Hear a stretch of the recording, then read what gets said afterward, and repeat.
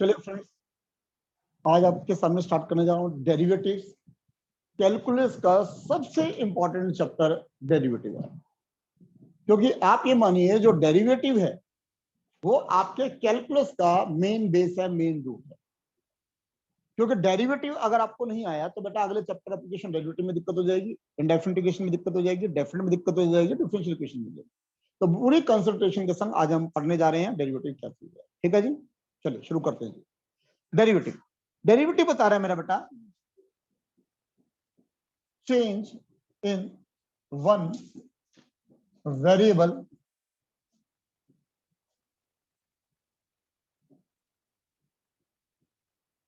due to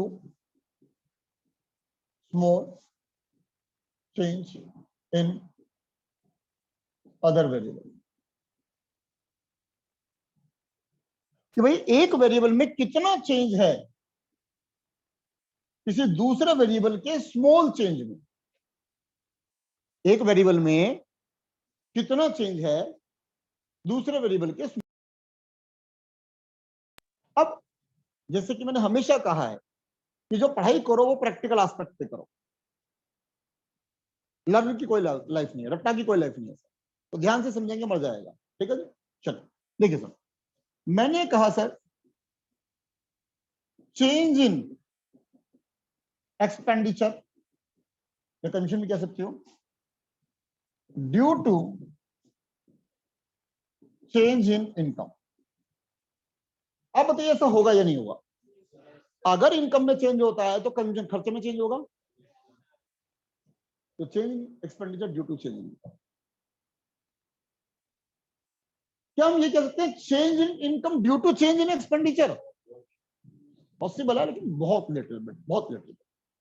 income से expenditure effect हो रहा है, लेकिन एक्सपेंडिचर से इनकम इफेक्ट है थोड़ा चांस कम है। थोड़ा बहुत तो ये हो सकता है सर, जीरो तो इसलिए नहीं बोल रहा कि बंदा कह रहा है मेरा एक्सपेंडिचर बढ़ रहा है तो कह रहा मैं ओवर टाइम लगाऊंगा, कहीं और सेपरेट जॉब करूंगा, कुछ करूंगा, थोड़ा बहुत हो सकता है। मना नहीं कर रहा हूं, डिनाई नहीं कर रहा हूं, लेकिन मेन इंपैक्ट क्या है? इनकम का एक्सपेंडिचर। बात समझ आ रही है? क्लियर होता है? चलिए सर, मैंने कहा सर ये हमारा सर्कल है, राइट। अब अगर कुछ हम क्या कर रहे हैं, हिट करते हैं, और हिट करने के बाद आपको पता है सर्कल सर किसी मेटल वेटल का तो एक्सपेंड होगा, तो एक्सपेंड होगा तो हमने पहले इसकी रेडियस नापी कितनी है, उसके बाद हमने इसकी रेडियस नापी और हिट करने के बाद ये इतना हो गया सर। मेरी बात समझ आ रही है कि पहले रेडियस ये थी और अब रेडियस ये है। ठीक है जी, तो आपको क्या लग रहा है अगर रेडियस में चेंज हो रहा है तो एरिया ऑफ सर्कल चेंज हो रहा है या नहीं हो रहा? हो रहा है। Change in area of circle due to change in its radius. समझ आ रही बात? आगे चलो। अब अगर मैं बात करूं आपसे,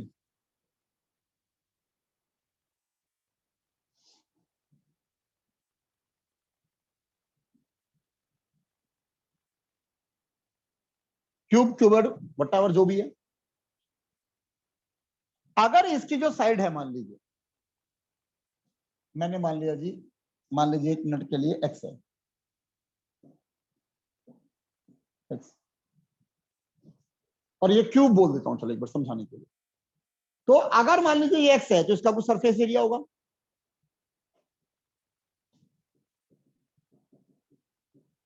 6x स्क्वायर, एक्स स्क्वायर एक एरिया, 6 फेस है, 6x square.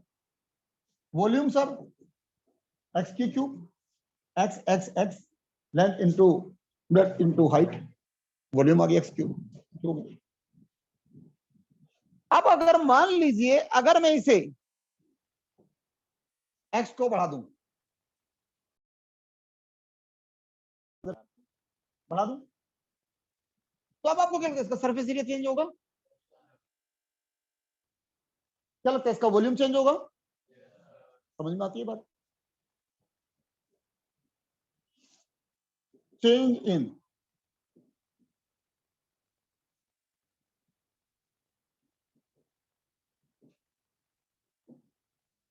In volume of cube due to change in its h change हो रही है उसका क्यूब वॉल्यूम चेंज हो रहा है. Change in surface of cube due to change in its. जितना चीजों को समझोगे सर जिंदगी में कामयाब हो जाओगे. डेरिवेटिव 11th में पढ़ा चुका हूं, समझ आ रही मेरी बात. और जब तक हमें पता ही नहीं डेरिवेटिव क्या है, फायदा क्या उस चैप्टर को पढ़ने का जब आता ही नहीं. तो सिर्फ एक्स स्क्वायर का डेरिवेटिव 2x होता है, उससे होगा क्या? साइन एक्स का डेरिवेटिव कोस एक्स से ये पता है, उससे होगा क्या? कुछ नहीं होगा सर उससे. क्यों होता है, क्या लॉजिक है, चैप्टर क्या है, क्या कह रहा है ये चैप्टर, वो सीखने की जरूरत है. बड़ी सर बात समझ आती है. सर ऐसे आप मानते हो हजारों लाखों एग्जाम्पल हो सकते हैं इसमें के. बताइए बात समझ आती है नहीं आती. दिमाग को डिस्कवरी लेवल पे लाइए, इन्वेंट लेवल पे लाइए. को डिस्कवर करें, हम कुछ इन्वेंट करें, कुछ नया खोजें. Is that clear? समझ आ रही मेरी बात? चलो आगे चलो.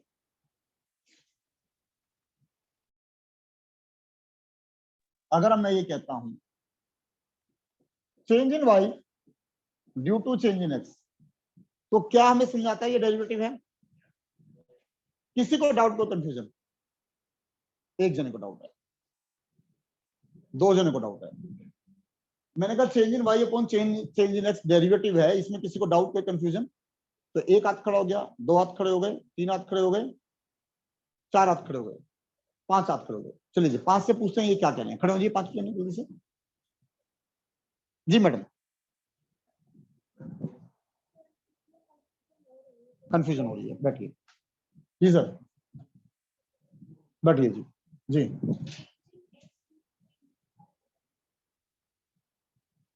तो कुछ भी हो सकता है मैडम, उससे क्या हो गया?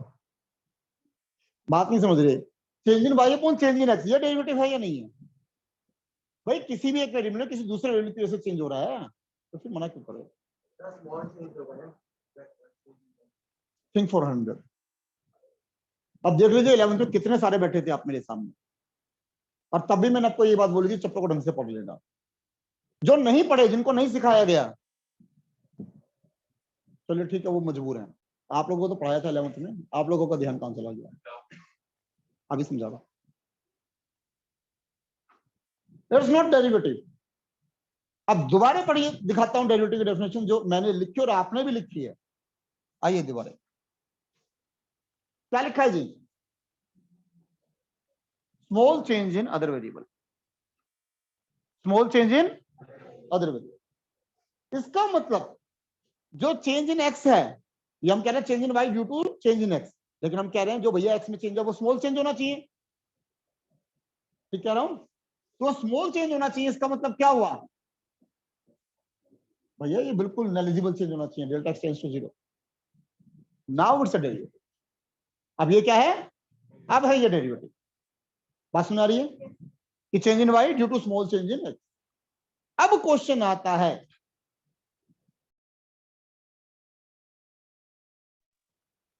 आप अपनी फैमिली में पैदा हुए, लोगों ने, आपकी फैमिली ने बड़ी खुशियां भी मनाई, सब कुछ मनाई, लेकिन आपका नाम रखा गया. ऐसा तो है नहीं ना कि आपका नाम ना रखा गया हो. तो अगर आपका नाम ना रखा जाता और आपसे को सब ऐसे क्या बुलाते, वो लड़के इधर आ,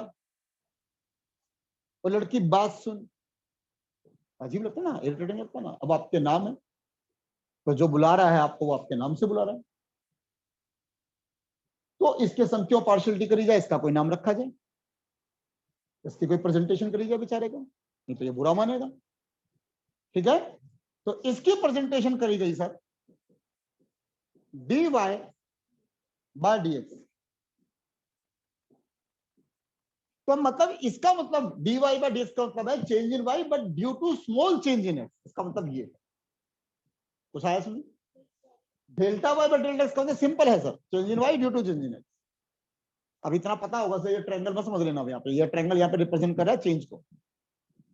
तो ये था change in y due to change in x. अब dy बाय dx है, इसका मतलब है change in y due to small change in x. बताइए बात में आती है? That is the derivative.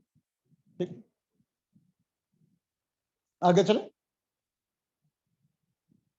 तो सर 11th क्लास के अंदर हमने पढ़ा डेरिवेटिव, तो हमने पढ़ा जी कई मेथड थे, उसमें से हमने पढ़ा था एक फर्स्ट प्रिंसिपल, और फर्स्ट प्रिंसिपल पढ़ा सर हमने पढ़ा f dash x is equal to limit s tends to 0 f x plus x minus f x upon h. तो अगर हम इसे लर्न करते हैं कि डेरिवेटिव ये होता है, तो सर ये हमारा दुर्भाग्य है, कोई लर्न करने की रिक्वायरमेंट नहीं है, जरूरत है हमें सीखने की और समझने की। अभी ये कंसेप्ट आपको समझ में आ गया सर? इस कंसेप्ट से देखिए कितने बच्चों के तरीके से ये निकल के आएगी सरकार में। चलिए, मैंने कहा सर मान लीजिए सर ये हमारा एक फंक्शन है सर, मैंने और इसके सामने ये एफ एक्स है, ये बताने की जरूरत नहीं सर आपको, ये एक्स एक्सिस है और ये एफ एक्स यानी वाई एक्सिस है, ठीक है ना? ठीक हो गया। मैं आपसे पूछूं सर कि मान लीजिए 1 मिनट के लिए मैं आपसे एक बाल बोरो कर लूं, ये बोरो इंसान वही करता है जिसकी थोड़ी शॉर्टेज होती है, तो मेरे थोड़ी शॉर्टेज है तो इसलिए आपसे बोरो करूंगा। मान लीजिए मैंने आपसे एक बाल बोरो कर लिया, ठीक है जी, और बाल को मान लीजिए पकड़ के ऐसे दिखाता हूं आपको, आपको क्या लगता है कि दूर सबको दिखेगा? लेकिन होगा तो सही मेरे हाथ में, मेरे हाथ में होगा तो सही, लेकिन दिख नहीं रहा क्योंकि वो बारीक कितना है। तो अपने दिमाग में रखिए जो एच में बोलता हूं नेग्लिजिबल आइटम, वो बाल है, जो एक महसूस हो रहा है लेकिन दिख नहीं रहा। तुम्हारी बात 11th में मैंने ऐसे ही पढ़ाया था, एच को बाल बताया था, ठीक हो गया, नेग्लिजिबल है, ठीक है। क्वेश्चन आता है सर एक बाल को क्या इस प्रकार से किसी भी चीज से ऐसा देख सकते हैं हम कि बाल हमें बहुत मोटा नजर आ जाए? Is it possible? Magnifying glass technology है सर आज की डेट में, हम देख सकते हैं ऐसे, बात सुनने आती है, ठीक है। तो सोचिए सर अब मैंने इसके साथ वो बाल रख दिया, क्या रख दिया? बाल, यानी कि एच मैंने इसके साथ प्लेस कर दिया। अब मैं बिल्कुल इसके साथ लाइन ड्रॉ करूंगा तो थोड़ा समझाना मेरे लिए मुश्किल हो जाएगा और आपके लिए भी समझना मुश्किल हो जाएगा। तो सोच लीजिए सर मैग्नीफाइंग ग्लास से उस बाल को मैंने मोटा कर दिया सर, ठीक है, और वो बाल मोटा होकर पहुंच गया सर यहाँ, बोले सब बात सुन रही है? Is that clear? तो यहां पर सिचुएशन क्या हो गई सर, ये एक्स प्लस एच, क्योंकि ये बाल यहां रख दिया। तो आप ये सोचिए इसमें और इसमें जो डिफरेंस है वो बिल्कुल ना के बराबर है, ये समझिए आप, बिल्कुल ना के बराबर। बात सुन रही है? बिल्कुल ना के बराबर। किसकी गेम चल रही है? कंटिन्यूटी में भी चली थी ये गेम, अलग अलग कलर के पेन से डाला था ना लेफ्ट और राइट, तो वही तो है राइट वाला, जो राइट बिल्कुल चिपका दिया था वो चिपका नहीं रहा, बस ये फर्क है। जो राइट में मैंने चिपका दिया था बस वो फर्क ये है कि मैंने उसको यहाँ पे चिपकाया नहीं है sir, that is only difference. ये हो गया एक्स प्लस फाइन। इसके सामने सर अब ये आ गया हमारा एफ एक्स प्लस एच, ठीक है जी। अब सर जरा ध्यान दीजिए, हमने जो ट्रैवल किया सर वो हमने ट्रैवल किया इस ए से लेके इस बी तक, इस ए से बी पर ट्रैवल किया हमने। मुझे समझ में नहीं आ रहा, मदद आपसे चाहिए, बिगर शोर मचा कि सर यहां पे मैंने हॉरिजॉन्टल डिस्टेंस, मैंने यहां पे हॉरिजॉन्टल डिस्टेंस कवर किया है या हाइट कवर करी है? दोनों करें सर, यहां से वहां भी पहुंच गए, यहां से वहां भी पहुंच गए, वैष्णो देवी जा रहे हैं, जय माता दी करते जा रहे हैं, तो हम दूर भी जा रहे हैं अपने प्लेस से और हाइट पे भी जा रहे हैं ऊपर।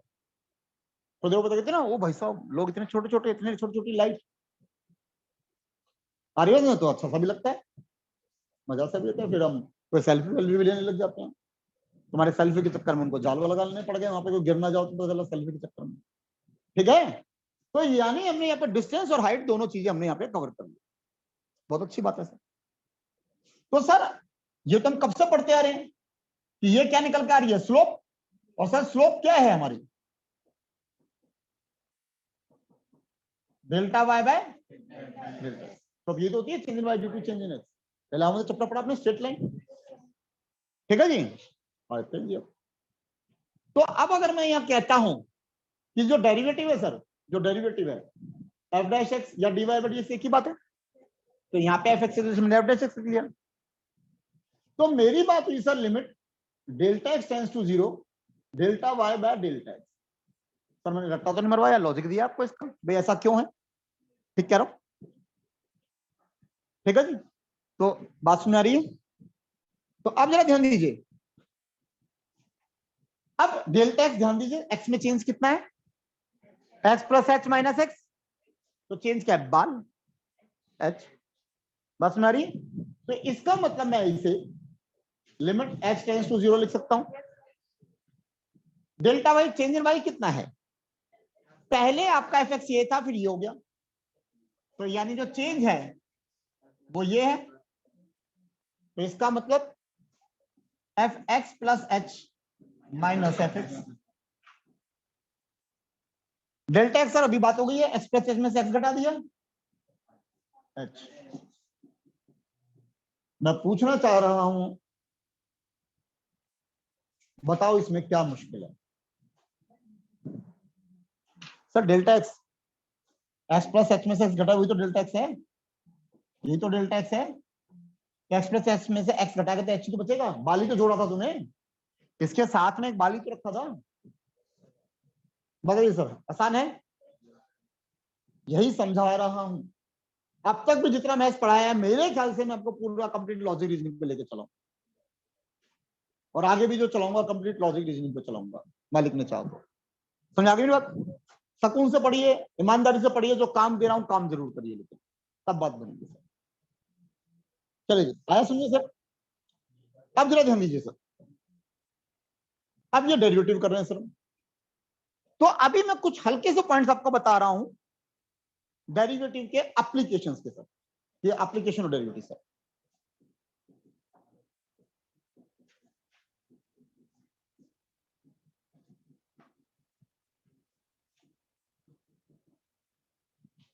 ये चैप्टर अगला आएगा हफ्ते में, ठीक है जी।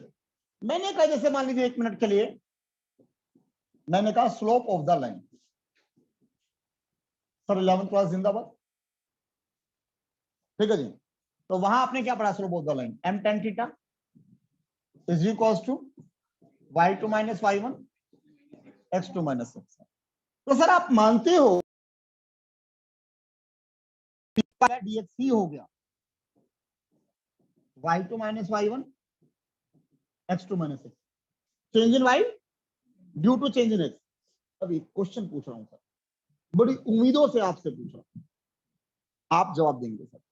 अब यहां पर डेल्टा एक्स टेंड्स टू 0 आएगा या नहीं आएगा?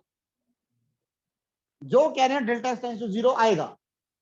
अब देख रहा हूं ना क्लास कौन ध्यान से सुन रहा था मेरी, जो कह रहे हैं sir delta x tends to 0 आएगा, रीजन? किसी का हाथ नहीं खड़ा हुआ है जी, बाद में मत पढ़ना सर। चलिए जी, जो कह रहे डेल्टा एक्स टेंड्स टू 0 नहीं आएगा वो हाथ खड़ा करें। अच्छा, किसी को पता ही नहीं है, कोई किसी पे हाथ ही नहीं खड़ा कर रहा। ये दो भी इस पे हाथ खड़ा करने वाले थे, लेकिन हाथ खड़ा करते करते देखा कोई नहीं हाथ खड़ा कर रहा, दोनों का हाथ पीछे। तो कहते हैं ना कोई पता, अरे अच्छा पता कोई नहीं था सर, खुजा हो रही हाँ जी, मतलब कोई जवाब ही नहीं आपके पास, आएगा तो भी कोई जवाब नहीं है, नहीं आएगा तो भी कोई जवाब नहीं है, कंफ्यूजन है। कोई तो जवाब दो क्लास में, श्योर नहीं, बातचीत नहीं, बातचीत नहीं, जवाब दीजिए सर। नहीं आएगा, क्यों नहीं आएगा? क्यों नहीं आएगा?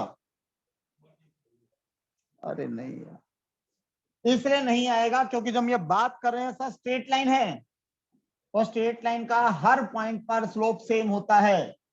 तो अगर स्मॉल चेंज है तो भी कोई दिक्कत नहीं है, स्मॉल चेंज नहीं है तो भी कोई दिक्कत नहीं है, क्योंकि स्ट्रेट लाइन है। इसलिए यहाँ पर डेल्टा एक्स टेंड्स टू 0 आए ये जरूरी नहीं है। बताइए बात समझ में आई नहीं आई? समझ आ गई मेरी बात? चलिए आगे चलूं।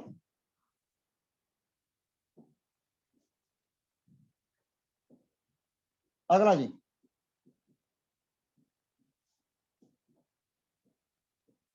स्लोप ऑफ द कर्व, ठीक है जी। m is equal to tan theta, ठीक है जी। अब उसकी लैंग्वेज में dy by dx y2 minus y1 x2 minus x1। चलिए स्लोप ऑफ द कर्व बताइए जी। अब डेल्टा टेंड्स टू 0 आएगा? आएगा? जवाब नहीं आया सर आपका, आएगा नहीं आएगा? नहीं, सब कह रहे हैं तो आएगा, तो सर मेरा भी लगा लीजिए आएगा। आएगा। लॉजिक सुनिए सर, लॉजिक सुनिए, ध्यान दीजिए सर। वाटर पार्क गए जा रहे हैं सर, गर्मियां चल रही हैं। अब जरा देखिए सर, मान लीजिए स्लोप को जनरली ऐसा बना रहे होते हैं, यूं करके यूं,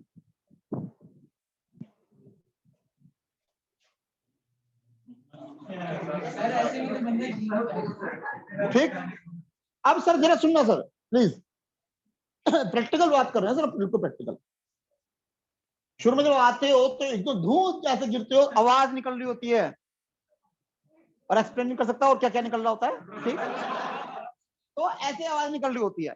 जब बंदे को लगता है मैं गया, अब तो वो थोड़ा सा ऐसा देते हैं कि स्लोप ऐसे दे देते हैं कि हाँ थोड़ा सी उसकी स्पीड को कम कर दिया जाए। स्पीड कम कर दी, उसको सांस आई हुई होती है थोड़ी सी, यहाँ पे दोबारा वापस। और फिर उसके बाद फिर यहाँ पे ज्यादा नहीं देते, थोड़ा सा देते हैं कि मजा बिल्कुल खत्म भी ना हो, और फिर यहाँ पे बिल्कुल फ्लैट सा कर देते हैं कि जाते जाते उसकी स्पीड खत्म हो जाए, और पानी है तो पानी में गिर जाए, या जहाँ पे है वहां रुक जाए। ठीक कह रहा हूँ?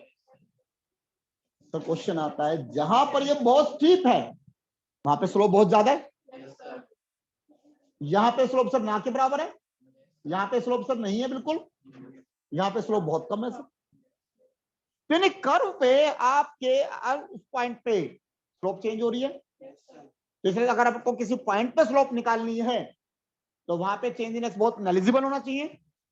आ रही बात सुनने? तो इसका मतलब यहाँ पे डेल्टा एक्स टेंड्स टू 0 होगा। आ रही बात सुनने? Is that clear? चलिए, तो ये मैंने क्या बताया सर आपको कि किस तरह से हम स्लोप ऑफ द कर्व की कहानी यहाँ पे हम कर सकते हैं सर। अगली बात करते हैं सर। अक्सर मुझे स्टूडेंट जवाब गलत देते हैं जी, देखते हैं आप सही जवाब देते हो गलत देते हो। अक्सर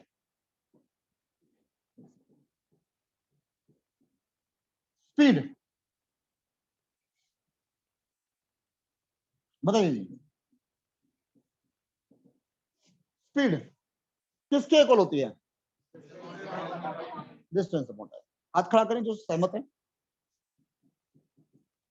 जो सहमत है हाथ खड़ा करें।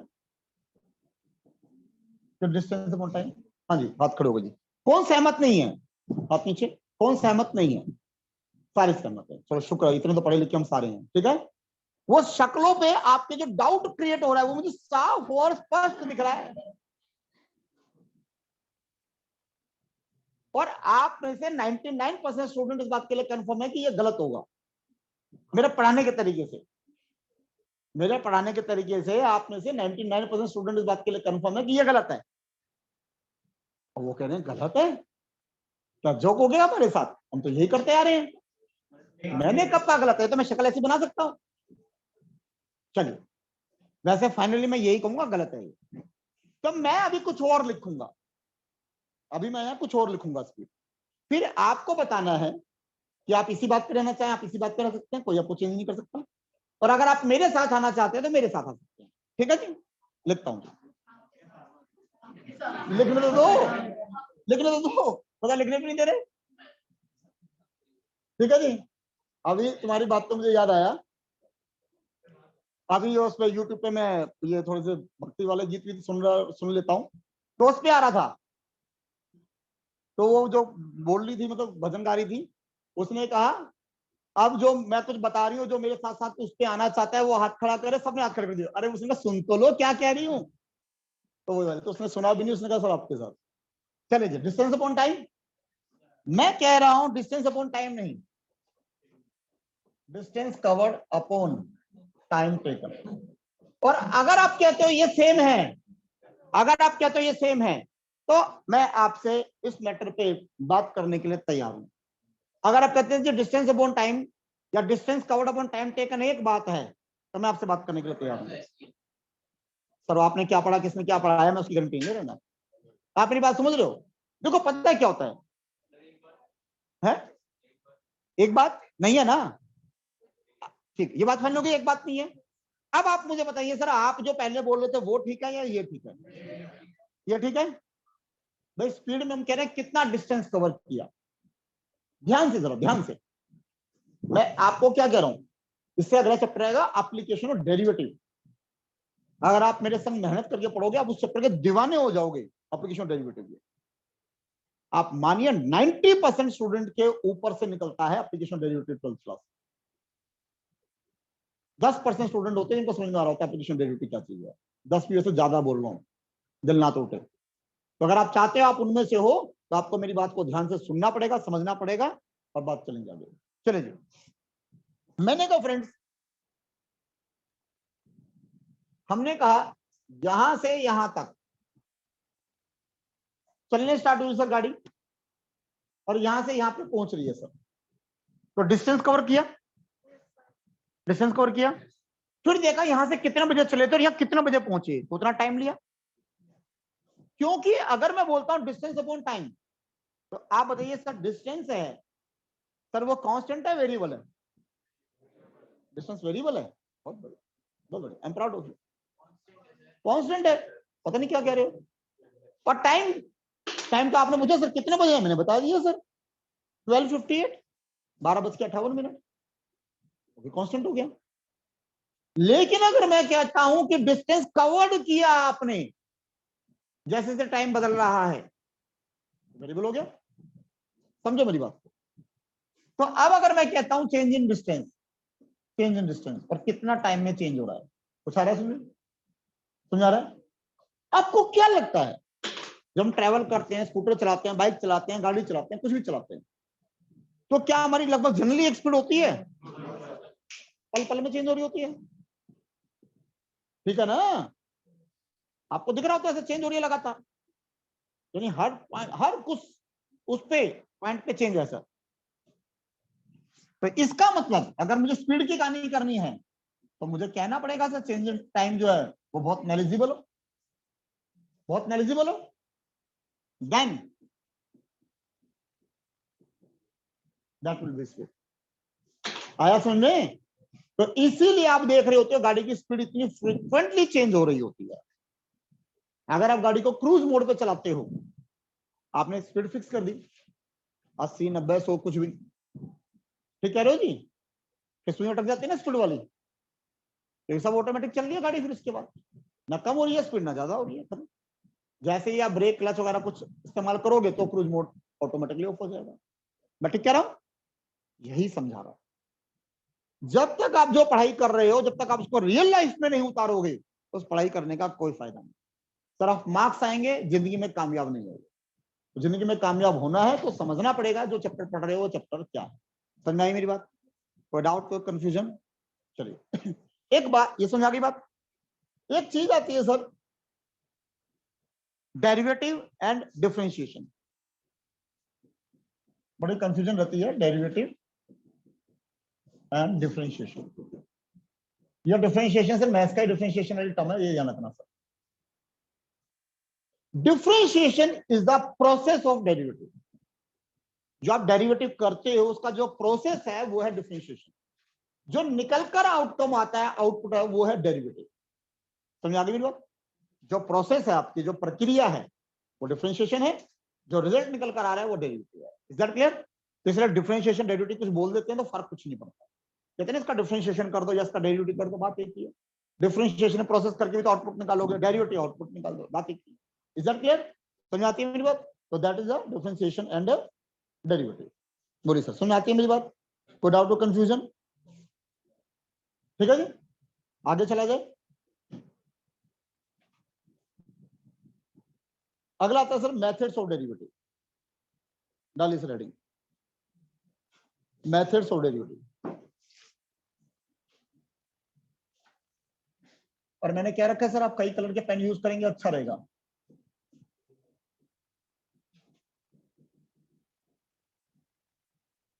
मेथड्स ऑफ डेरिवेटिव, ठीक है जी। तो जो मेथड्स है सर डेरिवेटिव के, मेनली सर वो दो मेथड है, ठीक है जी। एक हो गया सर आपका फर्स्ट प्रिंसिपल,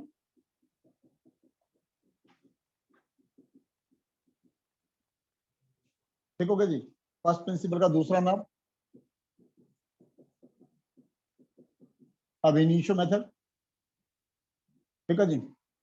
तीसरा नाम डेल्टा मेथड,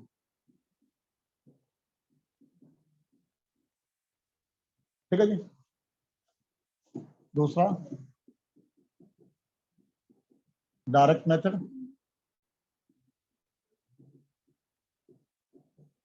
चेन रूल जी।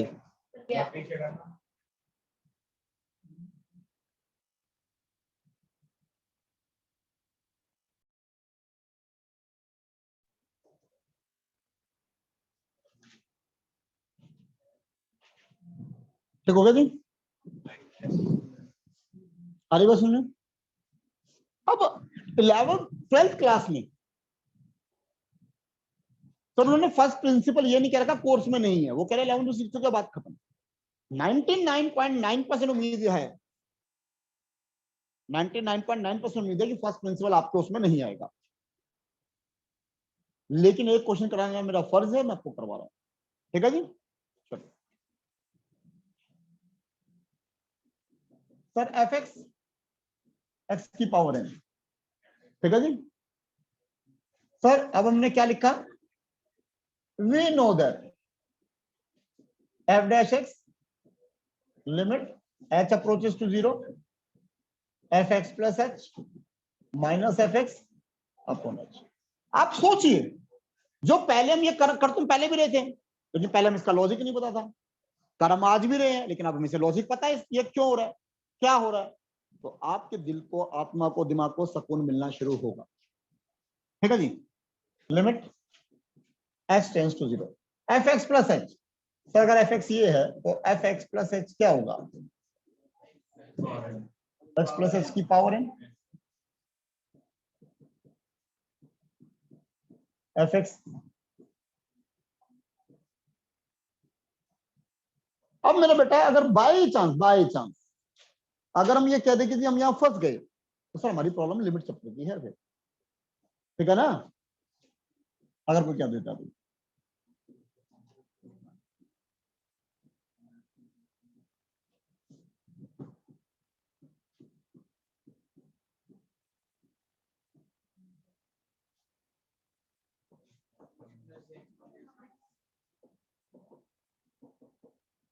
आया ध्यान, एक्स की पावर एन माइनस ए की पावर एन,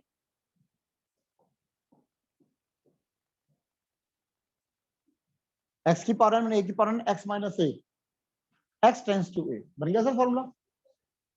फॉर्मूला क्या था, एन, ए क्या है एक्स,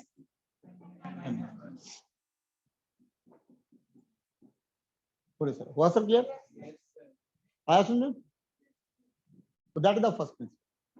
तो यानी फर्स्ट प्रिंसिपल का फॉर्मूला लगाना, उसके बाद सारी की सारी कंप्लीट गेम जो है वो लिमिट चैप्टर की है। तो इससे लिमिट की इंपॉर्टेंस समझ सकते हैं, लिमिट की इंपॉर्टेंस कितनी होगी। और फर्स्ट प्रिंसिपल के बाद सर हमने लागत भी सीखा था डायरेक्ट मेथड, यानी चेन रूल मेथड। ठीक है जी।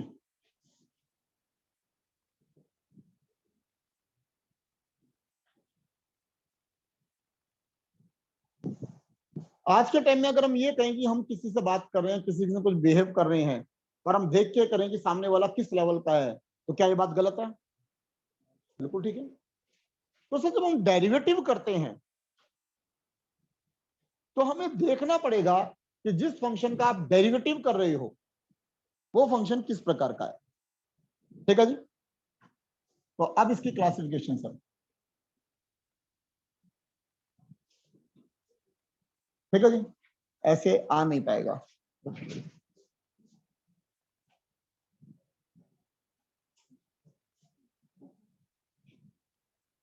पहला sir, on the basis of variability,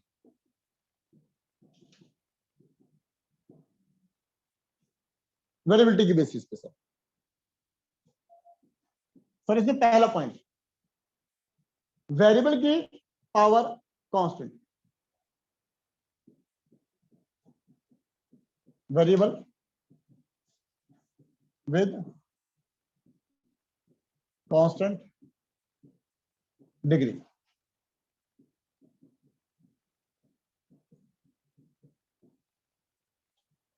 examples के नाम पे सर, एक्स की पावर एन, एक्स वेरिएबल है, एन कांस्टेंट है,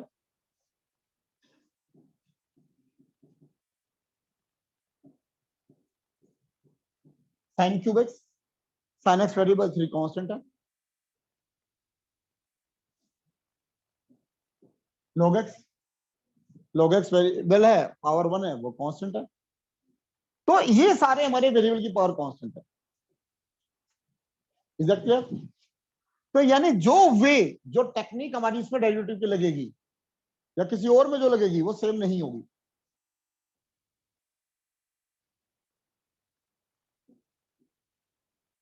अगला sir, constant with variable degree. अब बेस कांस्टेंट है और वेरिएबल डिग्री है सर।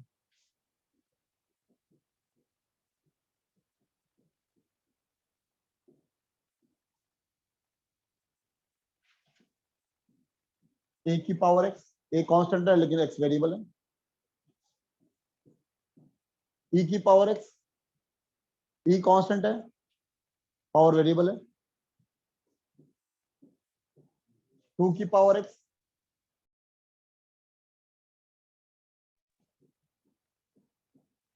ई की पावर साइन एक्स। समझ आ रही मेरी बात? बहुत सारे केस है सर, बहुत सारे केस। ठीक हो गया? सी कांस्टेंट विद कांस्टेंट डिग्री। आप ये कह सकते हो कांस्टेंट ही हो गया ना, कांस्टेंट की पावर कांस्टेंट तो। ठीक है, के ए बी सी एक्सेट्रा। आपको ध्यान होगा इनका डिग्री, इनका डेरिवेटिव 0 होता था। ठीक हो गया जी? 11th में सारी कहानी हम पढ़ चुके हैं सर। ठीक है, अब ये चीज नहीं आ रही है सर। ठीक है जी, वेरिएबल विद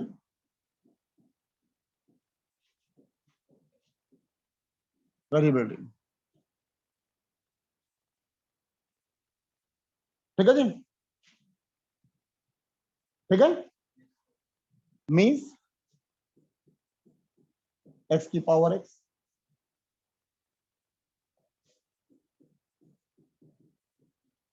एक्स की पावर साइन एक्स,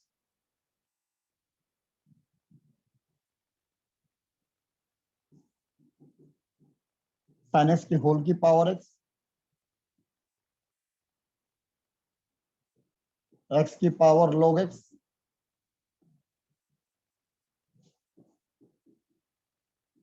एटसेट्रा। आया समझ?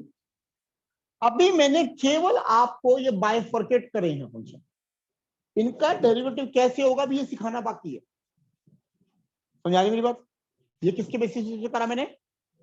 वेरिएबिलिटी के बेसिस पे। ठीक है जी, अगला सवाल।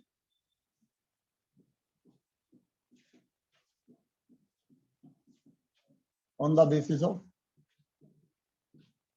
नेचर।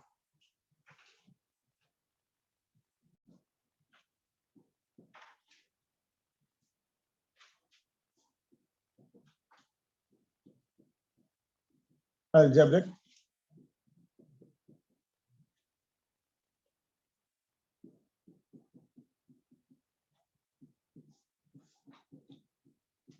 ट्रिग्नोमेट्रिक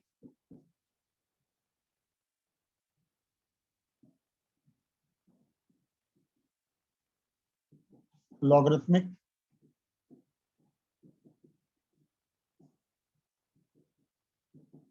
एक्सपोनेंशियल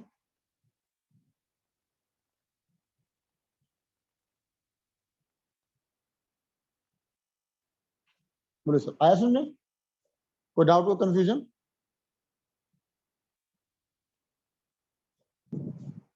सुन आ रही है बात?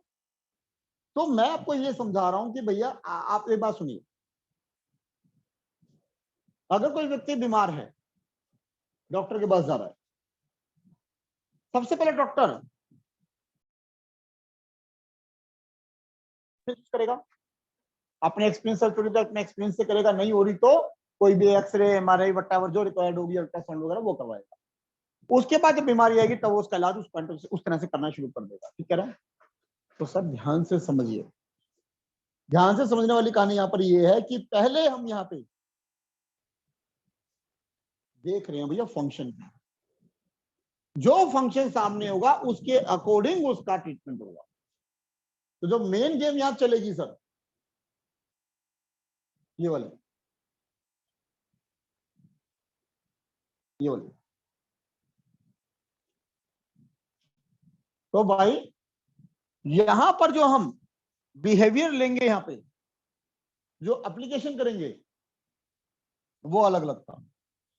अगर थोड़ा 11th का ध्यान हो तो सर इसमें जो हम रूल चलाते थे, PBA, पावर बेस एंगल, पहले पावर का डेरिवेटिव, फिर बेस का डेरिवेटिव और फिर एंगल का डेरिवेटिव।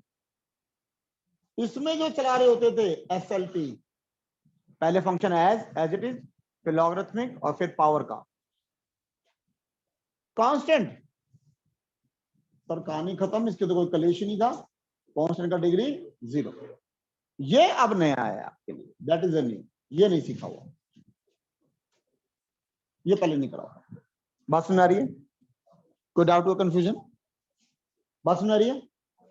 तो मेरा कहने का मतलब ये है कि अगर हम 11th का थोड़ा सा रिकैप करके बैठेंगे अगली क्लास में, फायदा होगा। पावर बेस एंगल, पहले पावर नीचे, पावर एक कम, फिर बेस, फिर एंगल, टीबी।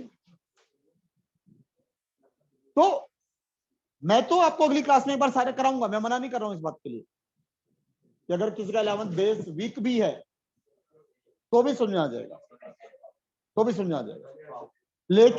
लेकिन अगर आप रिकैप करके आएंगे तो और मजा आएगा। बात समझ आ रही है?